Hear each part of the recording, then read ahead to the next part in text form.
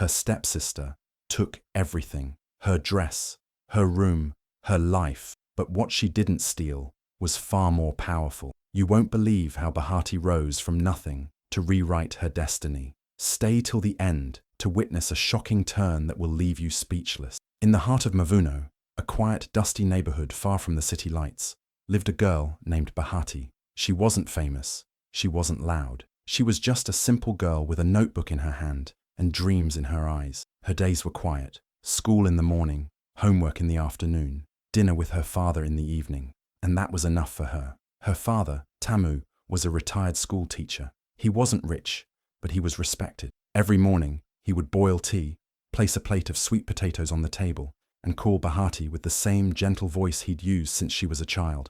She lost her mother when she was just 6, but somehow, her father filled both roles. He combed her hair, sewed the buttons on her school uniform, sat with her during evening rains, and told her stories about courage and kindness.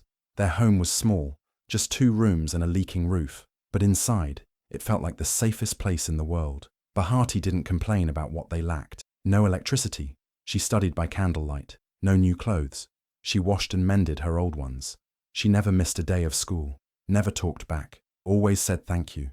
Her father would smile at her quietly, proud of the girl she was becoming. At school, she kept to herself. She wasn't the kind of girl who pushed to be seen, but her teachers noticed her, quietly brilliant, always first to submit her work, always last to leave the library. She had one dream: to earn a scholarship to the city university, start a business, and give her father the life he never had. She wanted to succeed, not for herself, but for him, for the man who gave up everything just to raise her. They had routines. Every Friday evening, they sat on the balcony with roasted maize, watching children play on the street. Her father always said the same words: Bahati, your name means luck, but what will make you great is not luck, it's your heart. That was her world. No drama, no noise, just love, just a father and a daughter who only had each other.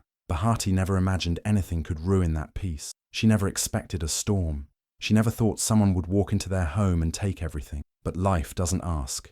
It just happens. And one morning, that peaceful routine was broken. A knock on the door, a woman in bright lipstick, a girl with polished nails and a sharp stare.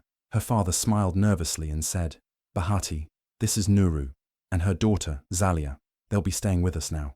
Bahati forced a smile. She didn't know what was coming. She didn't know that the simple, quiet life she loved was about to disappear. She had no idea this was the last night she'd ever eat peacefully at that table, because from that moment on, nothing would be the same again. Peace vanished the moment Nuru stepped into their home. She wore a smile that never reached her eyes and carried herself like the queen of a palace, even though their house was anything but grand. Tamu, standing beside her, looked nervous, hopeful even, as if forcing happiness into a room that had always been content without extra voices. Behind Nuru stood Zalia, her teenage daughter, holding a glittery phone and wearing heels that clicked across their cracked floor tiles. Her eyes scanned the house with visible disgust. Bahati stood quietly at the doorway, unsure of what to say. She forced a polite smile, reached out to greet them, but Zalia barely looked at her.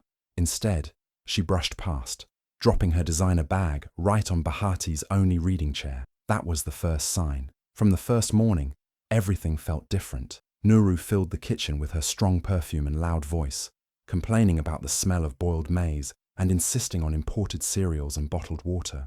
Tamu tried to keep the peace, pretending this was all normal, but Bahati saw the way he flinched when Nuru raised her voice.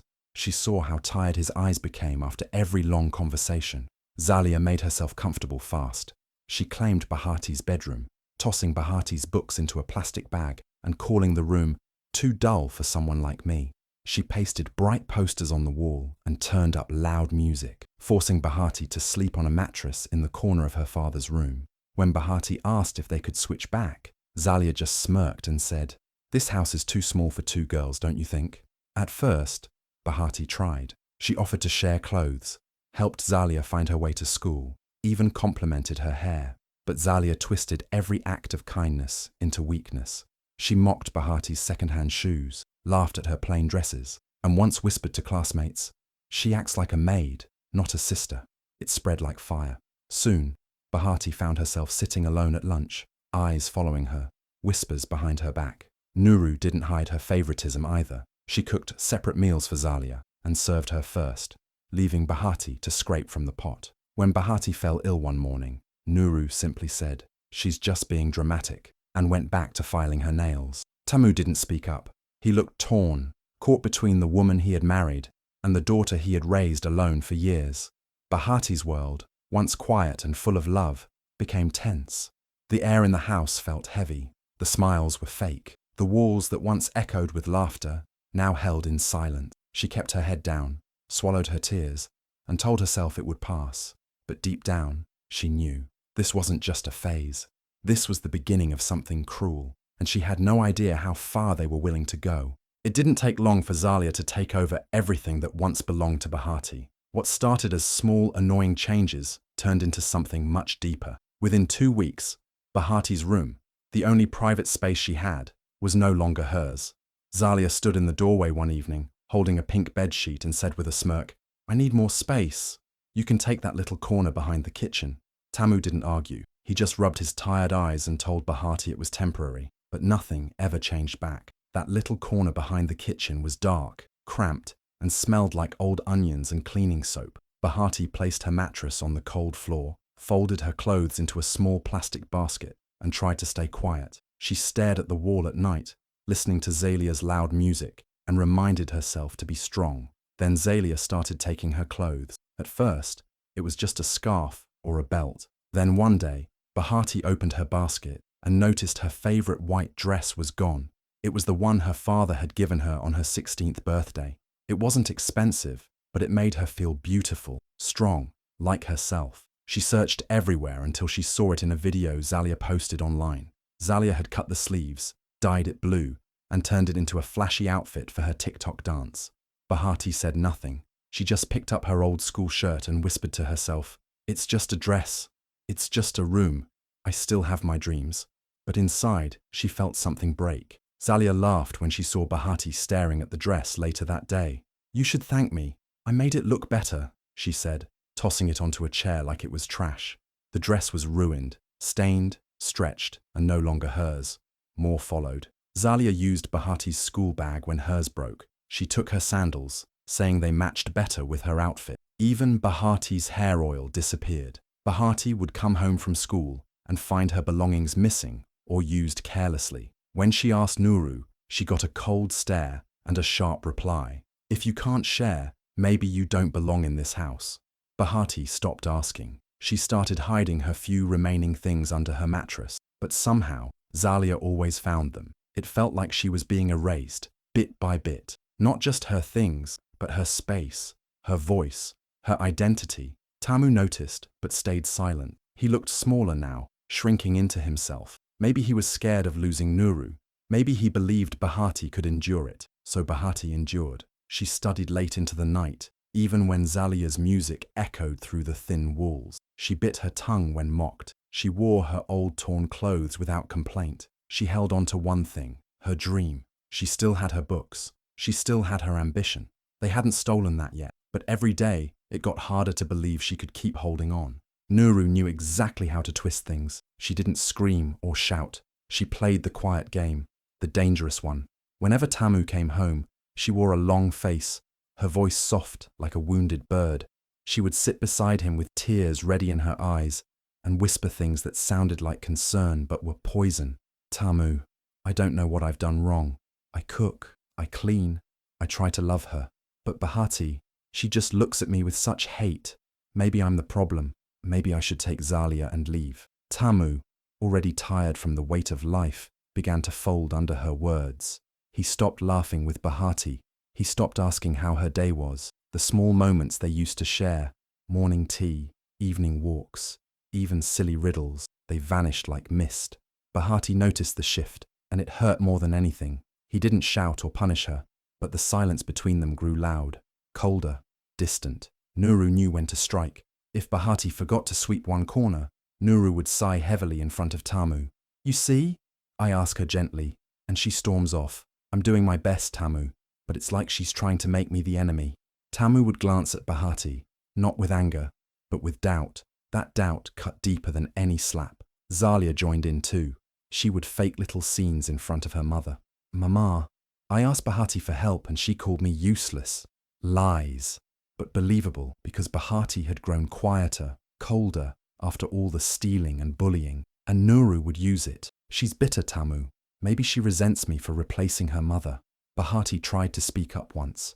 She told her father gently that Nuru and Zalia treated her badly, that they had taken her room, her things. But Tamu looked away and said, Bahati, we all have to adjust.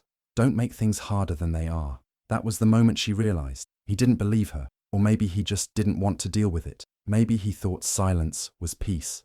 The worst was when she saw them, Tamu, Nuru, and Zalia, eating together at the dinner table, laughing. She was in the kitchen, alone, eating plain rice off a plastic plate. Nobody called her to join. Nobody noticed her empty chair. That night, she cried quietly behind the kitchen wall, not because of the loneliness, but because her father, the man who once called her his miracle, no longer saw her. Nuru had won. She didn't raise her voice. She didn't hit. She just poisoned the space with doubt and fake sadness, until Tamu saw Bahati not as a daughter, but as a problem.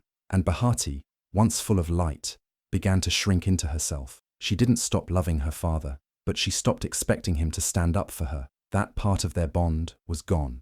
And for the first time, Bahati felt truly alone, even in her own home. Nuru knew exactly how to twist things. She didn't scream or shout. She played the quiet game, the dangerous one.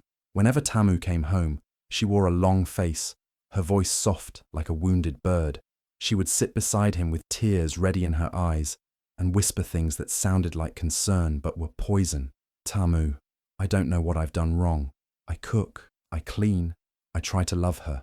But Bahati, she just looks at me with such hate. Maybe I'm the problem. Maybe I should take Zalia and leave. Tamu, already tired from the weight of life, began to fold under her words. He stopped laughing with Bahati. He stopped asking how her day was. The small moments they used to share, morning tea, evening walks, even silly riddles, they vanished like mist. Bahati noticed the shift, and it hurt more than anything. He didn't shout or punish her, but the silence between them grew loud, colder, distant. Nuru knew when to strike. If Bahati forgot to sweep one corner, Nuru would sigh heavily in front of Tamu. You see? I ask her gently, and she storms off. I'm doing my best, Tamu, but it's like she's trying to make me the enemy. Tamu would glance at Bahati, not with anger, but with doubt. That doubt cut deeper than any slap. Zalia joined in too. She would fake little scenes in front of her mother. Mama, I asked Bahati for help and she called me useless. Lies, but believable because Bahati had grown quieter, colder, after all the stealing and bullying, and Nuru would use it. She's bitter, Tamu. Maybe she resents me for replacing her mother. Bahati tried to speak up once. She told her father gently that Nuru and Zalia treated her badly, that they had taken her room, her things. But Tamu looked away and said, Bahati, we all have to adjust. Don't make things harder than they are. That was the moment she realized. He didn't believe her, or maybe he just didn't want to deal with it. Maybe he thought silence was peace. The worst was when she saw them, Tamu, Nuru, and Zalia, eating together at the dinner table, laughing. She was in the kitchen, alone, eating plain rice off a plastic plate. Nobody called her to join. Nobody noticed her empty chair. That night, she cried quietly behind the kitchen wall, not because of the loneliness, but because her father, the man who once called her his miracle, no longer saw her. Nuru had won. She didn't raise her voice. She didn't hit. She just poisoned the space with doubt and fake sadness, until Tamu saw Bahati not as a daughter, but as a problem. And Bahati, once full of light, began to shrink into herself. She didn't stop loving her father, but she stopped expecting him to stand up for her. That part of their bond was gone. And for the first time, Bahati felt truly alone, even in her own home. Every morning, before the sun even rose, Bahati was already up. With a worn broom in hand, she swept every inch of the house, while the others still slept. Nuru had turned her into a silent maid, without ever saying the words. It started with, "Can you help?" Then it became, "You should do it."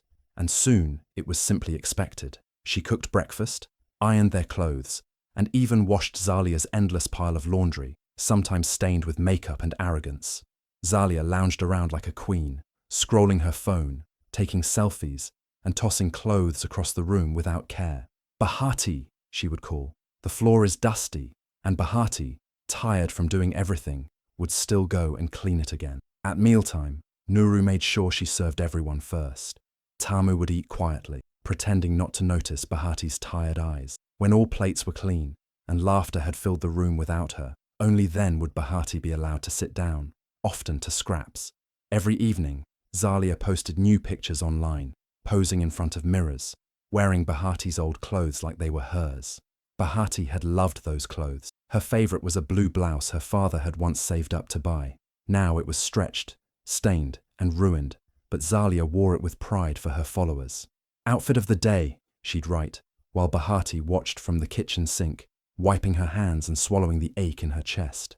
Still, Bahati didn't fight back. She kept her head down, her words few, and her focus sharp. When the house slept, she studied. With a flickering bulb over her head and second-hand textbooks she borrowed from the school library, she read until her eyes burned. Her dream was the only thing no one could take, the scholarship to the city business school. She had found the flyer months ago, hidden in the back of her school's notice board. "Full ride, limited slots, fierce competition," it had said. But Bahati didn't care. She knew what she wanted. Nuru often caught her studying late and mocked her gently. "Books won't clean the toilet," she'd say with a cold smile. Zalia once laughed and added, "Even if you get in, who will pay for your bus fare?" But Bahati said nothing. Every cruel word made her focus harder. She knew silence was her shield and her secret weapon. There were nights when the exhaustion broke her, when her back ached and her hands were raw from scrubbing, when she cried quietly into her pillow behind the kitchen curtain. But in the morning, she rose again, because her goal wasn't just to escape, it was to win, to prove to herself that she was more than a maid, more than a shadow in her own home, more than what they made her feel. Her life wasn't hers anymore. Her clothes, her room, her peace, all gone. But her dream, that was untouched. And no matter how small her world had become, her hope refused to shrink. The morning of the scholarship interview felt different. Bahati woke up early, dressed in her cleanest clothes, and packed her documents the night before. Her heart raced with a mix of fear and excitement. This was the moment she had worked so hard for. She reached into the drawer where she always kept her file, but it was gone. She searched again. The drawer, the books, the kitchen corner where she slept. Nothing. Her birth certificate, the passport-sized photo, her school transcript, all had vanished. Panic gripped her chest. She ran to her father, trying to explain, but he barely looked up from his newspaper. "Maybe you misplaced it," he muttered. Nuru, sipping tea beside him, smiled faintly, without saying a word. Bahati looked at her, and for a moment, something in Nuru's eyes confirmed her fear. Zalia had taken it, but why? She waited all day in silence, broken. Then, just after sunset, Zalia walked into the house, grinning, holding a branded city school folder and a tag around her bag that said, "Interview candidate." Bahati froze. Her heart sank. Zalia threw her bag on the couch and kicked off her shoes dramatically. "City people are too easy to fool," she said, laughing as if she had just won a game. "The panel was impressed.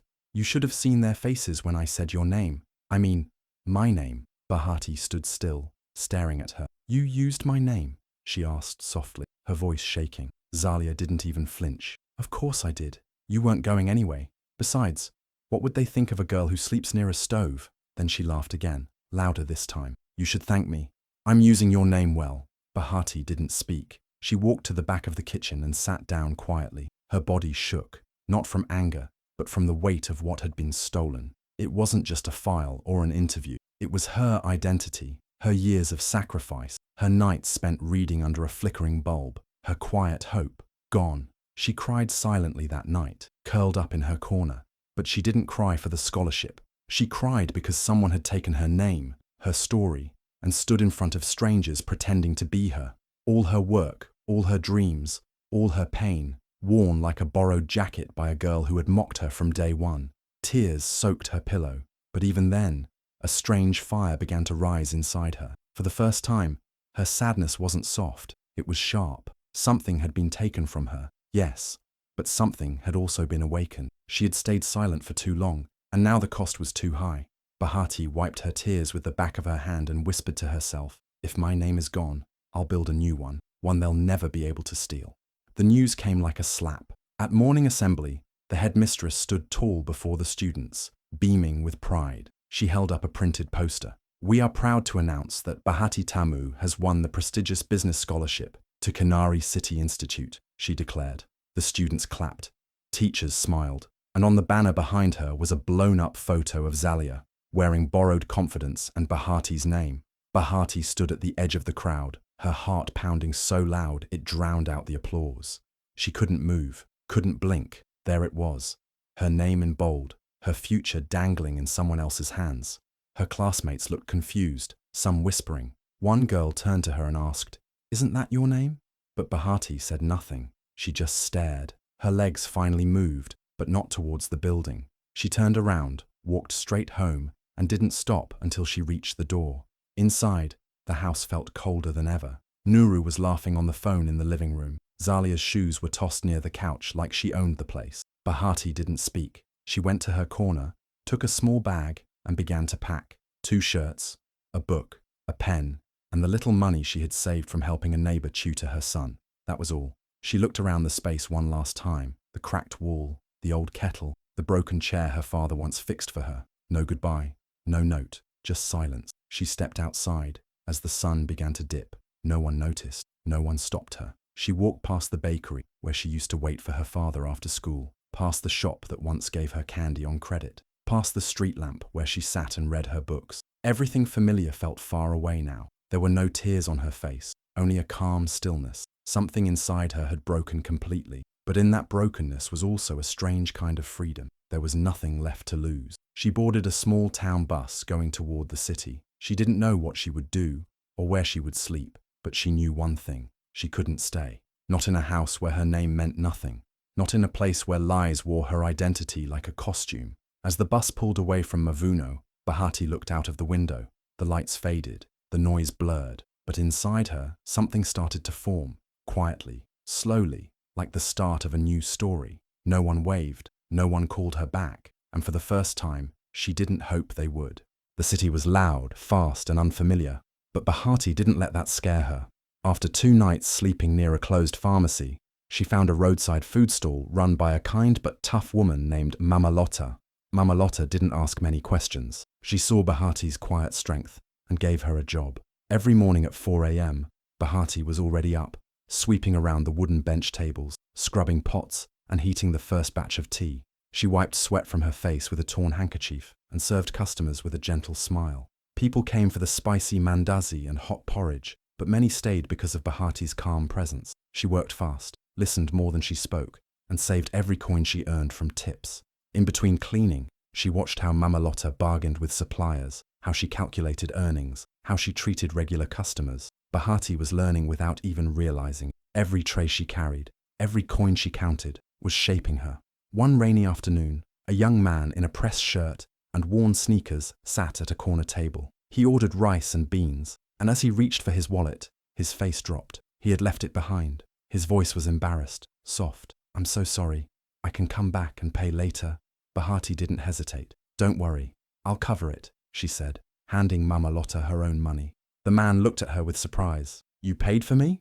I'll pay you back, and more," he said. His name was Musa Kanji, 26, a soft-spoken man with eyes that carried a spark, a rising tech entrepreneur who had grown up in a village not so different from hers. They got talking. At first, just polite words while she cleared his table, but soon, real conversations. She told him everything, her dreams, her loss, the betrayal, even how she ran away without looking back. Musa didn't interrupt, he just listened, and when she finished, he leaned forward, his voice steady. "You deserve better, Bahati. Let me help." Bahati blinked. "Why?" "Because someone helped me once too," he said. From that day, Musa returned often, not just to eat, but to guide her. He brought her books on business, gave her a used tablet, and showed her how to take free online courses in the evenings. He even helped her register for a youth business challenge hosted by one of his partner companies. Bahati didn't want pity, and Musa didn't offer it. He offered tools. Each night, after her shift, she sat behind the stall, studying under the streetlight. The city still felt big, but her dreams were slowly catching up. She never expected kindness to find her again, but somehow, in the middle of a dusty food stall, her story had begun to change, not through magic, not through luck, but through one brave moment and one person who believed. Musa kept his promise.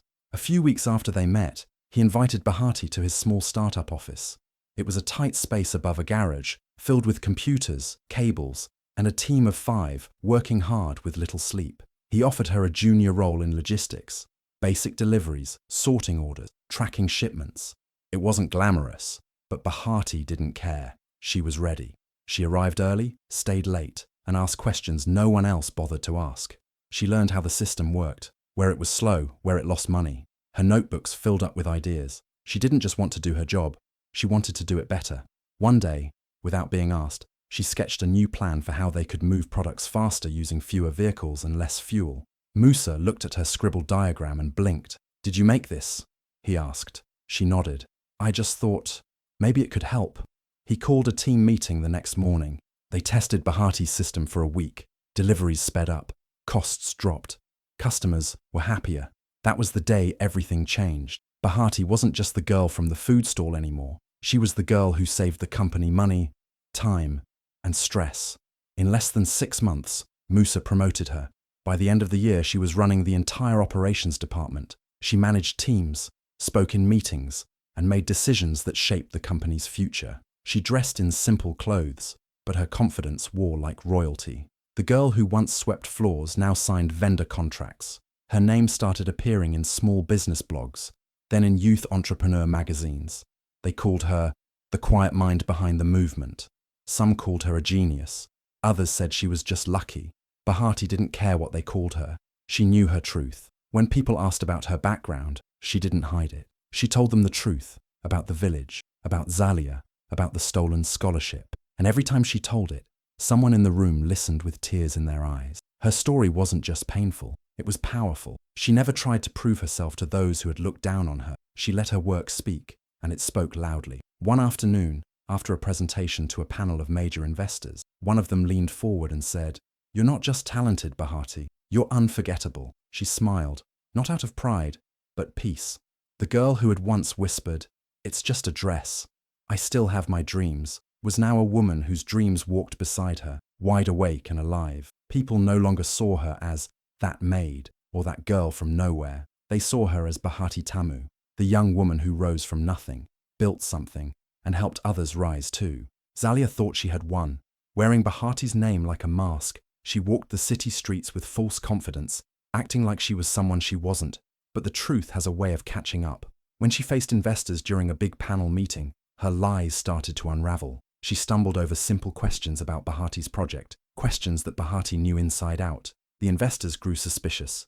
Someone made a quick call to Bahati's old school in Muno, and the truth came out. Zalia was an imposter. She had no right to the scholarship, no real qualifications, nothing but a borrowed identity. News spread fast. The school expelled her, and the story went public. Her shame was complete. Back in Muno, the small neighborhood where Bahati's story began, whispers filled the air. People remembered the girl who had quietly suffered. Then one afternoon, a sleek black SUV rolled up the dusty street, stopping in front of the house Bahati once called home. Out stepped Bahati herself. Gone was the timid girl with torn clothes and downcast eyes. She was confident, elegant, and poised. Her success wasn't just in her appearance, but in the power she carried with every step. Zalia, who had been hiding in a cheap apartment filled with lies, saw Bahati's return and panicked. She ran to her, desperate and broken, falling to her knees. Tears streamed down her face as she begged for forgiveness. "Please, forgive me. It was never meant to go this far," she cried. But Bahati looked at her calmly, not with anger, but with quiet strength. "You took my dress, my room, my life, but not my destiny," she said softly. She didn't yell or slap Zalia. She didn't waste energy on revenge. Instead, she turned her back and walked into the house her mother had once built, with love and hope. The house was more than wood and bricks. It was a symbol of her roots, her resilience, and her future. People watched quietly, understanding something deeper. Sometimes the hardest losses aren't what they take from you, your things, your name, your comfort, but what you build after those losses, quietly and patiently. Bahati's true victory wasn't in exposing Zalia or reclaiming a title. It was in rising beyond the pain, beyond the theft, and creating a life so strong and true that no one could steal it. The story of Bahati became a legend in Muno and beyond, not because she fought loudly, but because she rebuilt quietly. She showed that strength isn't just in power or wealth, but in the courage to keep dreaming, Keep working and keep believing in yourself even when everything seems lost. And that is the story of Bahati Tamu, the girl who lost almost everything but found herself again and rose higher than anyone could have imagined. If Bahati's story touched your heart, remember, no matter how hard life gets, never let anyone steal your dreams or your hope. Sometimes the biggest battles are fought quietly, and the greatest victories come from rising when the world expects you to fall. Bahati didn't just reclaim her life, she showed us all that true strength comes from within, from believing in yourself even when everything seems lost. If you know someone who's going through a tough time or feels overlooked and broken, share this story with them. Let them see that pain is not the end, but the beginning of a new chapter full of possibilities. Everyone deserves a chance to rise and shine. Your support means the world to me. If you felt inspired or moved by Bahati's journey, please hit that like button. Share this video with your friends and family. And don't forget to subscribe to this channel for more powerful stories that uplift and encourage. Together, we can spread hope and remind everyone that no matter what life throws at us, we have the power to rebuild and become stronger. Thank you so much for watching and being part of this journey. Stay strong, keep dreaming, and never give up. Your story is waiting to be written.